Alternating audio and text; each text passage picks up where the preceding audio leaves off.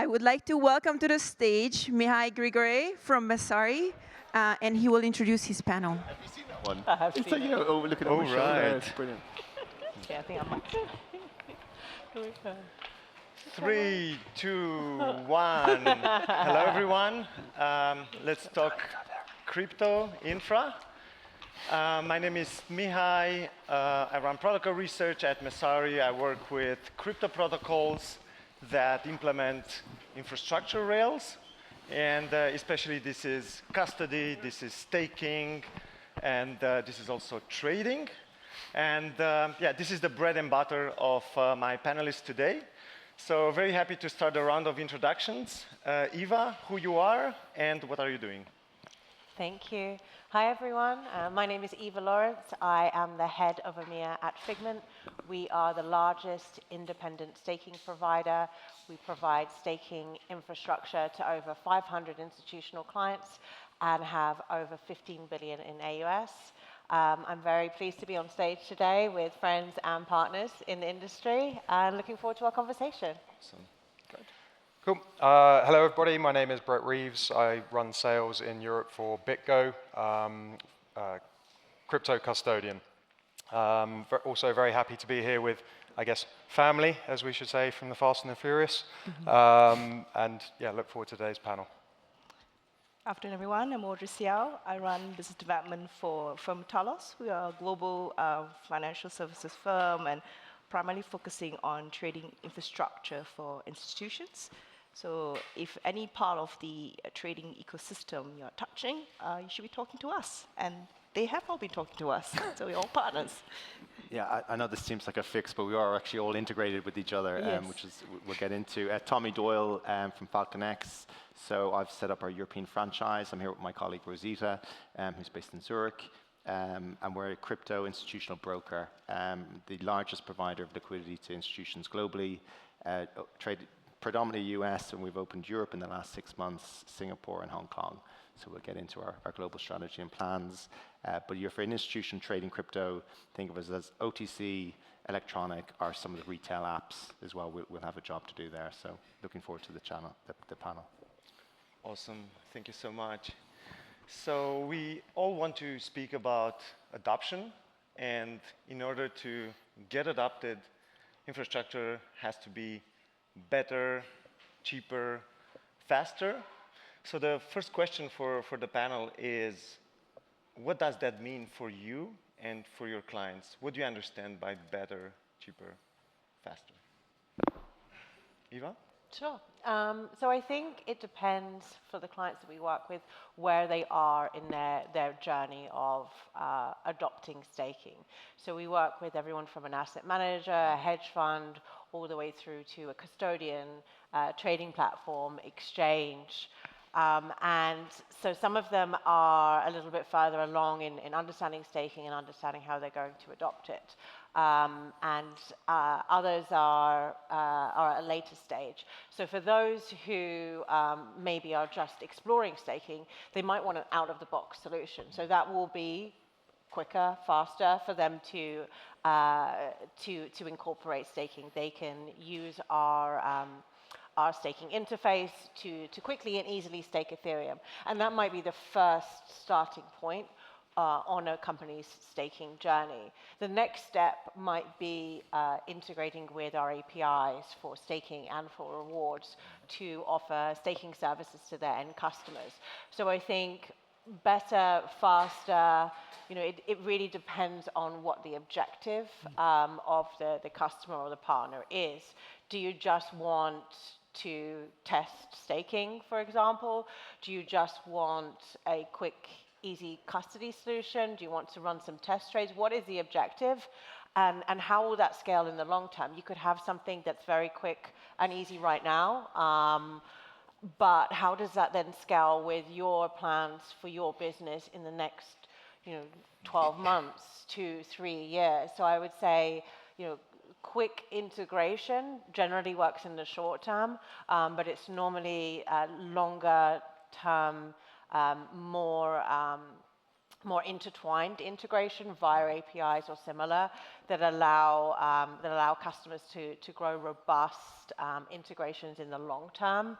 But the quicker, faster, cheaper can be the way forward in the short term. I think that applies for staking and for for other service providers as well. I don't know what Brett thinks about that.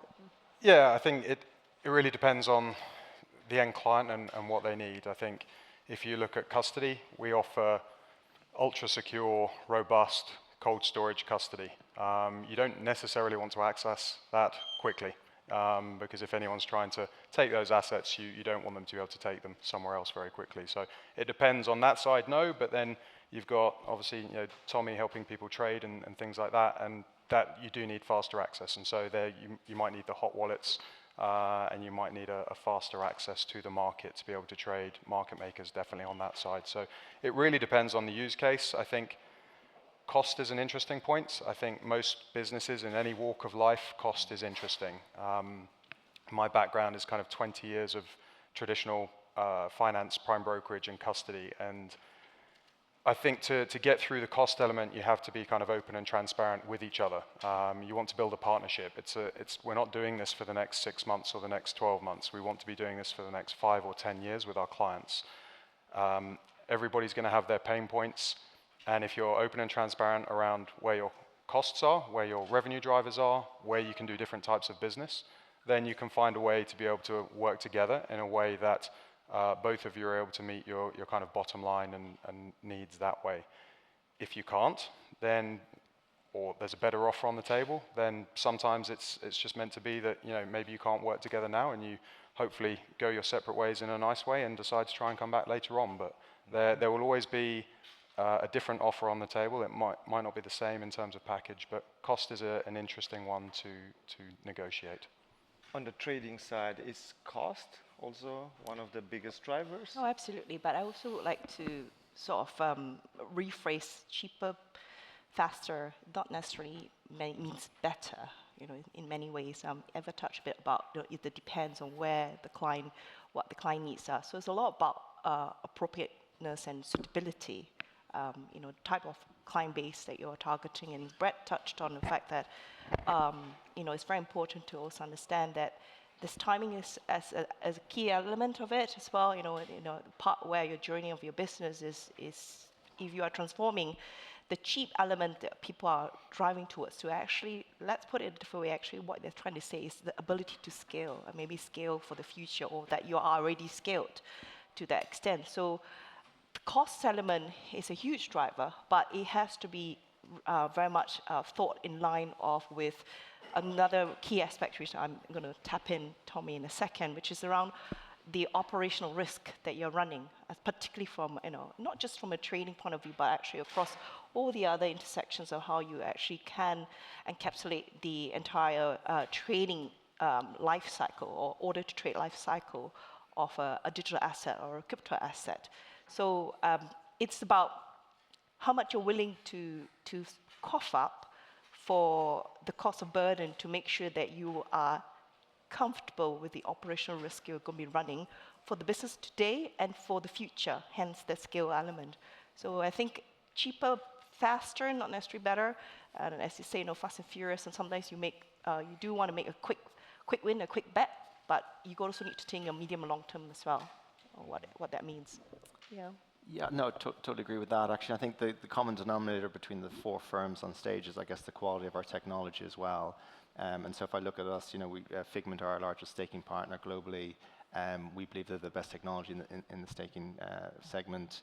Similarly, BitGo, from a custodian perspective, we've done $9 billion of OTC options year to date, largely in the US, and a large portion of that goes to BitGo tri-party.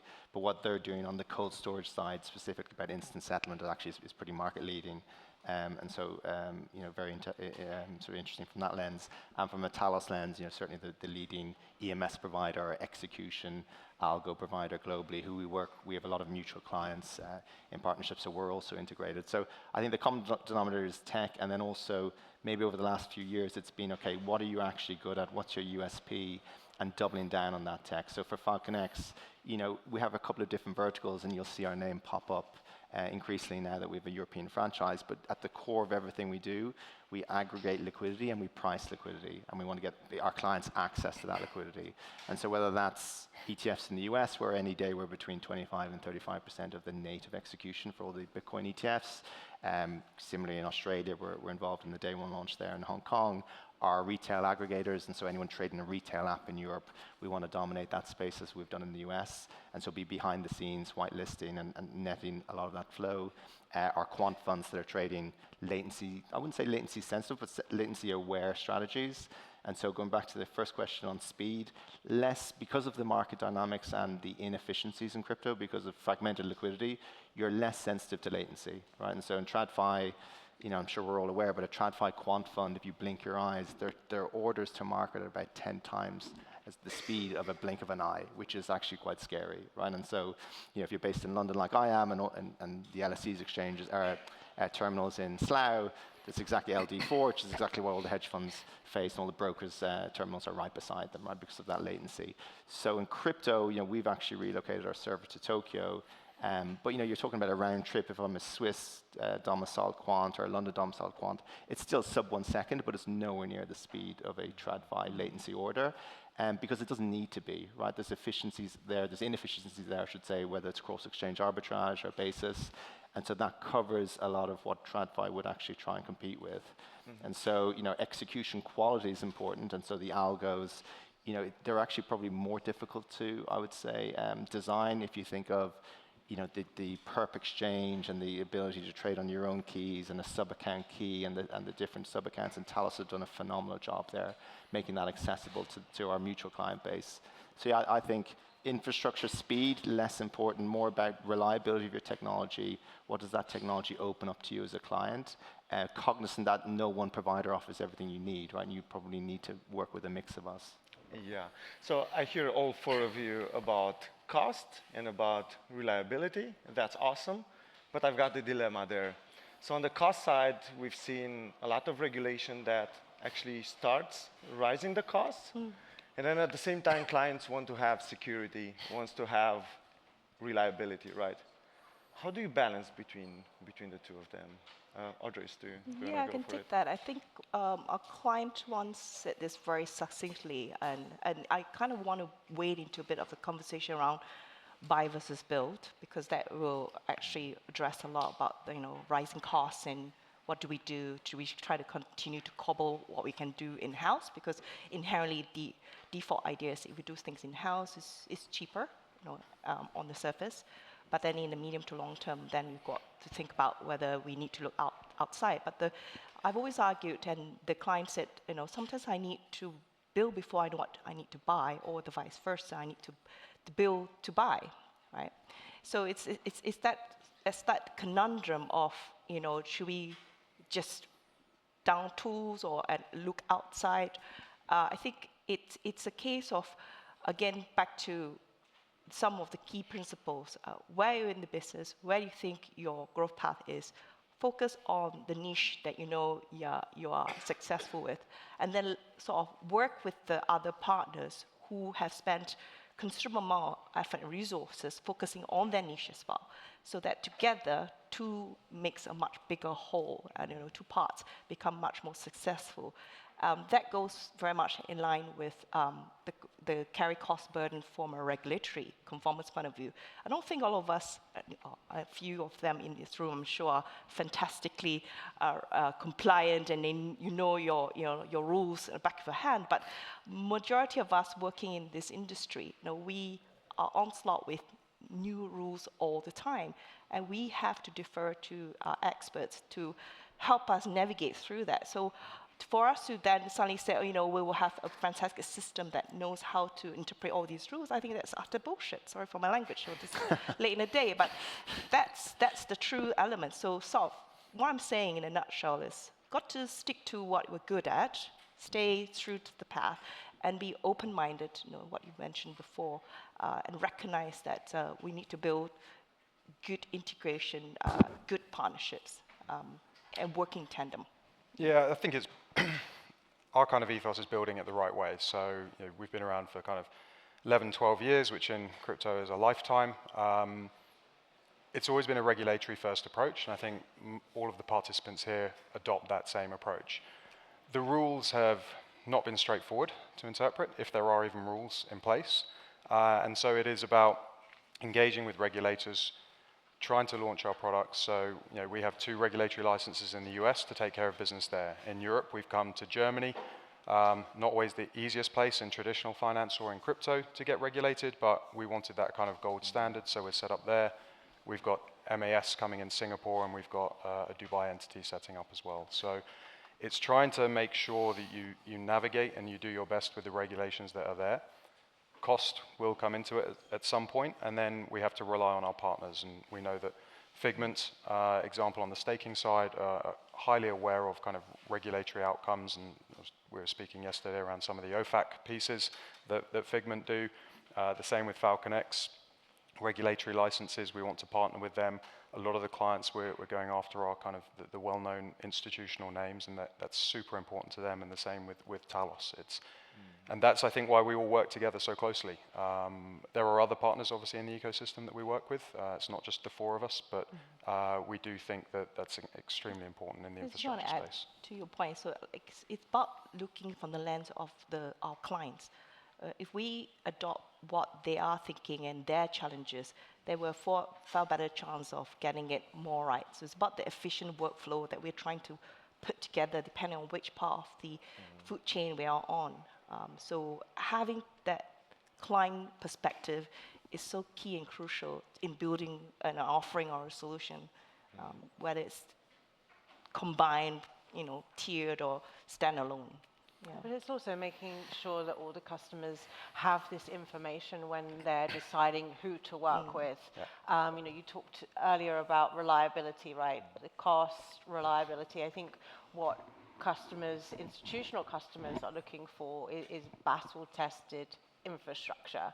And sometimes they say battle-tested infrastructure, and they don't know what they mean by battle-tested infrastructure. But it's generally looking at providers in the space and comparing the offering and the reliability of it by the team and the size and the experience of the team. By the amount of time and tenure they've been working in the industry to provide these services. Are they a startup of 2 weeks ago with 2 people in a basement, or are they a large and well-respected institution? Because things happen quickly in this industry, but it's very difficult to suddenly have a startup today that has the same experience and infrastructure as one that has been in the industry for a while. And then it's important to look at the metrics that you are focused on when you're looking at battle-tested infrastructure. I'm going to piggyback on that. I know you love metrics. Battle-tested infrastructure, and let's make an exercise of thought. So exactly 4 years ago, it was June 2020. Most of us were in lockdown, and suddenly something magical happened. It was the DeFi summer. So we've seen the emergence of Maker, we've seen the emergence of Compound, Aave, and all of those like startups, technology that is yet to be battle-tested. And the ethos back then was that we're going to reduce the reliance on middlemen. However, over the years, we've seen that the prime brokerage space didn't disappear. It continued to transform. It continued to evolve. So, Tommy, where are we at today? Look, I think you made a good point on regulation and costs as well, and just playing devil's advocate, whilst there's some really good tailwinds this year with Meek obviously coming in 1st of July, and then also the US and the move we've seen there, not just with the ETH ETF, but the broader sentiment, and obviously the presidential election. But if you break down regulation on a global level, what does it lead to? It leads to fragmented liquidity, right? And so, look, I don't love reading regulatory updates either, but clients do love the inefficiencies between what that fragmented liquidity provides, right? And so most of our clients, mutual clients, are hitting IRR targets of 25-30%, which when treasuries pay you 5 is pretty attractive, right? And so that we still need those inefficiencies to sort of get more institutional money to come into crypto in parallel with stronger regulation. So we've seen that stronger regulation, but I look at it as it's kind of it's a helpful problem to have. And also, you know, people get worried about fragmented liquidity. FX is the largest market that trades globally every day, and that's fragmented, and bulk of that is OTC. And so you know, we have the biggest OTC desk globally on our spot side. Between 65 and 70% of the Bitcoin trades are all off exchange, and they net it down. That's no different to TradFi, right? And if you look at European equities, yeah, you know, one of my former shops, Goldman Sachs, between Goldman, JP, and Morgan, they're like 55, 60% of the Euro stocks volume on a daily basis. And so there is that concentration of liquidity. So I think that doesn't hurt us, that actually helps us. In terms of prime brokerage, I think that space is very dynamic and evolving. And so, which is why I really enjoy being in it. It's about providing solutions really to clients. And I think Brett mentioned, you know, a lot of our mutual clients, it's partnerships, right? And it's how can we solve, you know, and certainly with Talos as well, it's the full suite of trading access, trading, settlement is so much more difficult than TradFi because of the pre-funding requirement and the market structure. But you know, I think the solutions we've provided across the suite of credible providers is allowing, you know, big institutions to come into the space. And so, you know, even at FalconX, we've run $1 trillion of OTC spot with 20 people in our middle office. Which is pretty incredible when you think, and that's all technology based because the technology works. And you know, again, we're kind of leading the way there. As much as that's a challenge for us right now, you know, TradFi is following. As we saw, US are moving to T1 settlement, and at some point we'll move to, you know, T0, right? And so again, with more instruments coming online and onto the chain, you know, that's where our technology is actually a little bit ahead of TradFi. Yeah, I think the prime brokerage space in the kind of digital asset world is different to TradFi. A lot of our businesses are. I think there are a handful, like FalconX, that are building it the right way. A couple of years ago when I moved into crypto mainstream kind of working, everyone seemed to be a prime broker, and I said, what is this? But you know, on the fundamental level, and you know, Tommy can maybe agree or disagree, but prime brokers provide market access. They're a conduit into the market, but what comes with that is you then have this kind of collateral management layer, and you need to be able to move funds around efficiently for those kind of funds or trading entities to be able to operate efficiently. I'd say there's probably 2 or 3 that do it really well in the crypto space. You want them to be well funded, you want them to act in the right way, you want them to look at regulations, you want them to engage with you, and they're not just looking for the short term.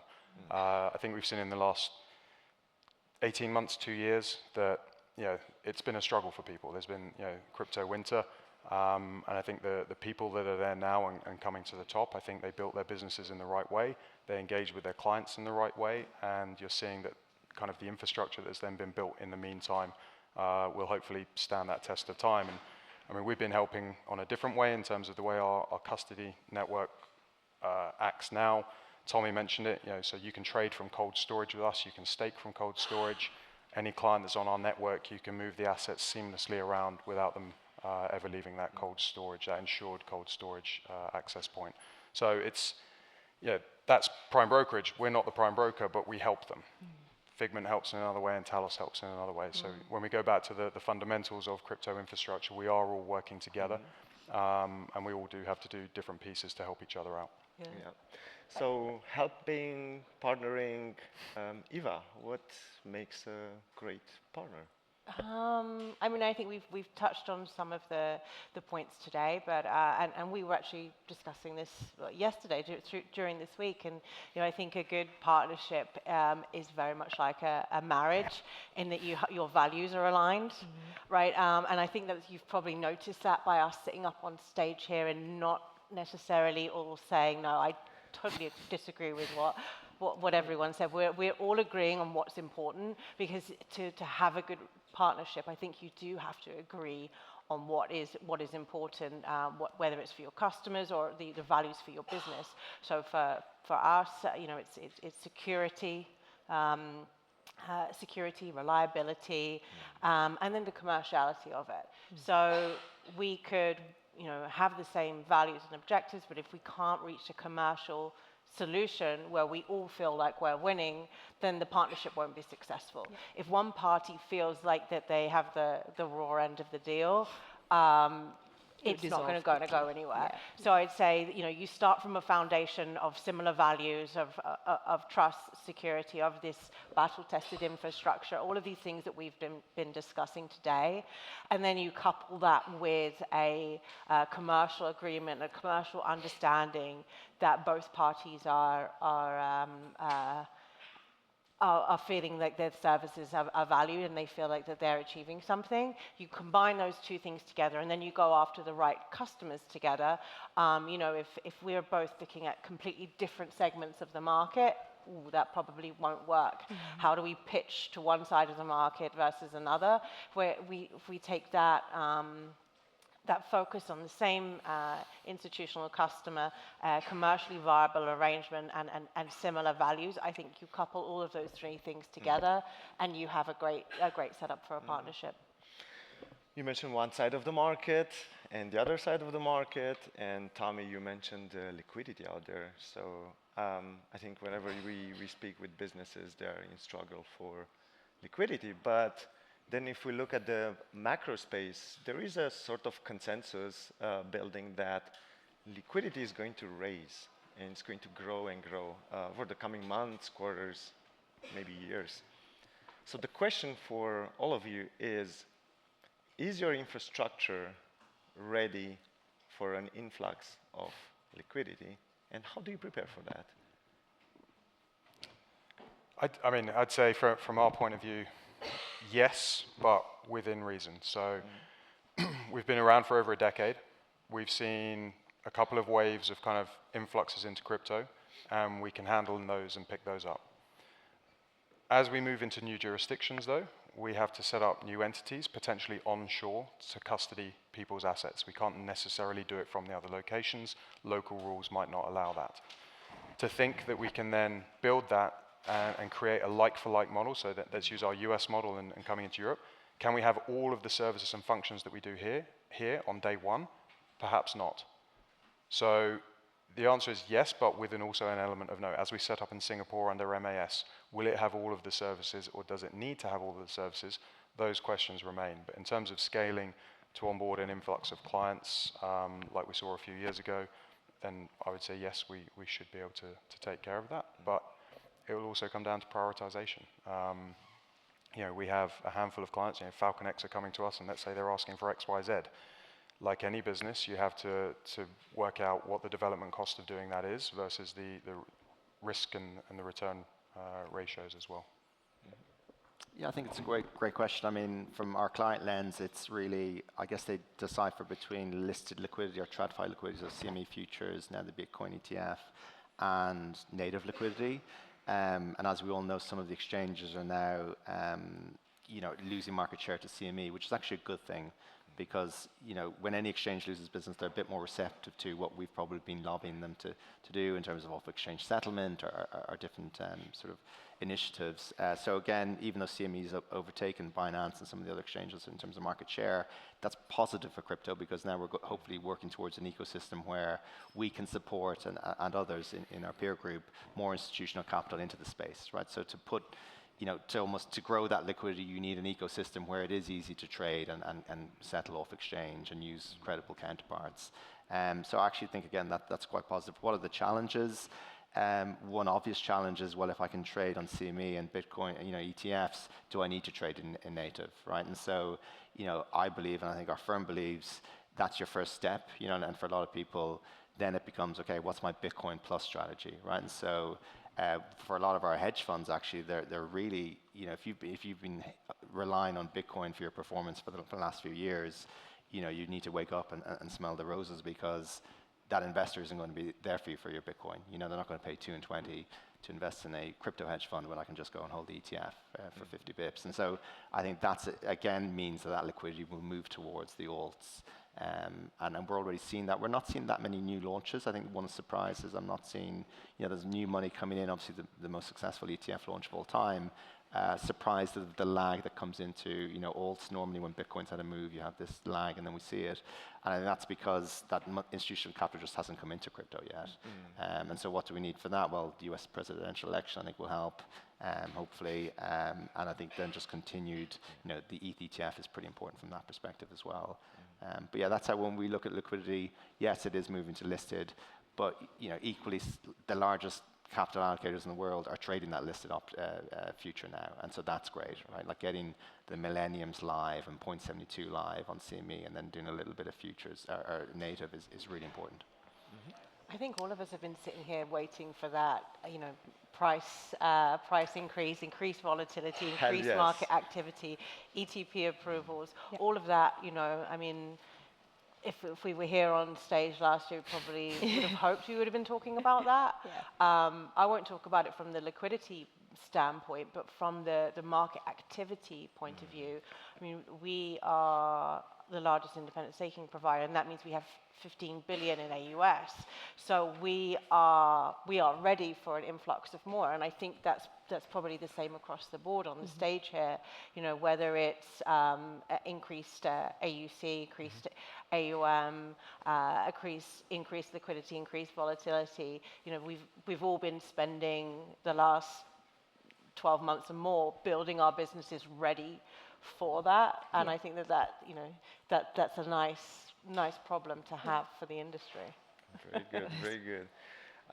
Speaking of not only nice problems to have, but speaking about what gets you excited, I wanted to use the last minutes of the session to ask each of you, what moves you out of the bed in the morning when you go and start your workday? Brett, what do you think? Normally it's my children coming in and prodding me, but outside of that, I mean, from I guess a crypto landscape, I guess what got me into not got me into crypto, but first interested in how do you move assets around, how you use a wallet, all those things. One thing I'm interested in at the moment, and it's been very relevant with the GameStop price action at the moment. I love filmmaking, and when I started looking at crypto, there was an NFT available from an author that wrote The Social Network, the Facebook film. I actually own part of his next script, so he issued 3 NFTs, you had to go and buy them, and he was writing a script around the kind of NFT and kind of crypto it was probably around 2020 he was going to write it, and so that script is now ready. He's selling it to Hollywood studios. It's not going to make me a millionaire. Scripts sell for like 100 grand, but hopefully I'll get my money back on the NFTs. But it's an interesting side bit to my day job. Okay, so kids, NFTs, and movies. What about you, Tommy? I would say I still look at crypto and digitalization as being an iceberg, right? And we're still above the water. And so for me, not that I'm a dreamer, but I think there's just so much more interesting things to happen.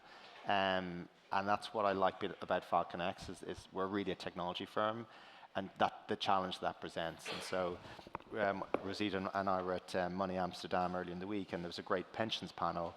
And even the pension companies are trying to build, there's $26 billion of unclaimed pensions in the UK alone. And so they're working on wallets, digital wallets, where it just follows you when you leave employer to employer. And so that will involve tech, and there'll probably be an angle for each of our firms in that as well. So I guess the broader adoption of digital is what really excites me longer term. And then excited about the targets that my West Coast-based management have given Rosita and I for Switzerland and other European markets as well. Eva, is adoption also what's mostly in your mind, or something else? I mean, I would say maybe the short interest on the Elizabeth Warren meme coin, but that's simply not true. I think adoption and use cases is definitely one that's very interesting. For me, I'm definitely started my crypto career in the Bitcoin space, so Bitcoin layer 2s. We've heard about them from various people today. Very interesting stacks and everything that they are building over there, and the ability to stake your stacks tokens and receive your rewards in Bitcoin. That's super exciting, as well as restaking and eigenlayer, and what's the next step for rewards on ETH. How can you maximize those rewards? Is it restaking? Is it liquid staking? Is it using that staked ETH as collateral?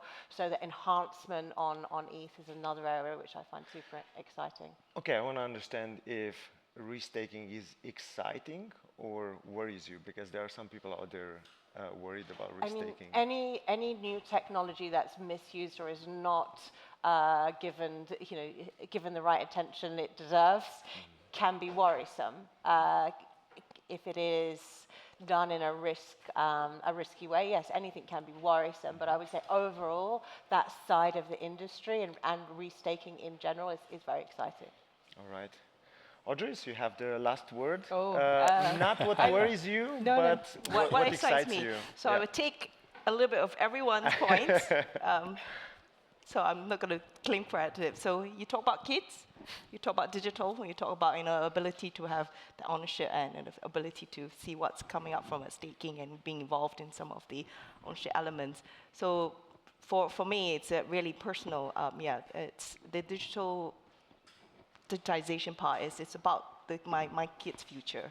I mean, I'll probably be long gone on this planet by the time that's realized. But it's through the 4 years ago when you said, we had this phenomenal DeFi sort of summer, I was stuck behind my 4 screens. So I was in TradFi at that time, and it was the GameStop meme. A crazy period where we were transacting way more than anything. So I was a little shop called Virtue at that time. So we had the NCC, so this is talking about the American national regulator, who came in and said, look, you guys do amazing. You're supporting the liquidity of the market, but we need you to tell your clients to stop. Right, so you've got this thing playing out now. You've got Robinhood coming into the story with Bitstamp. It's exciting. We're seeing this playing out, the move of traditional finance coming into this space, because we know deep in our hearts that actually there's a lot of good and benefits out of the underlying technology and the logic that we are trying to argue through. Sometimes we go in a bit roundabout way. We explain it too deep, too technical, but ultimately there are a lot of benefits that can be gained. And from a social sense as well, which is, I think, might be a bit naive, but for a long time, financial services or trading or finance has this sort of disconnect to social elements, right? And not too long ago, back in 2008, even every cabbie in London would tell you they know the market. Every banker is rotten. So there has been a huge disconnect from a social element and social benefit point of view with, I think, financial services. So it's a nice time to be able to bridge it through technology. So that would be my excitement that gets me up and going. And I noted the time, so I'm going to finish off with a Fast and Furious quote. For anyone who's a fan of Dom or the character played by Vin Diesel, he said, it's not about just winning by a mile or an inch. Winning is winning. So I think we're all winners here today, the fact that we are talking about crypto and dealing with crypto. Yep. You've heard that from Audris. 4 screens, it used to be back in the days. Now I hope everyone touches some grass and keeps an eye on the infrastructure rails and how the space is going to evolve over time. A big round of applause for our panelists, and thank you very much. Thank you. You're right on time.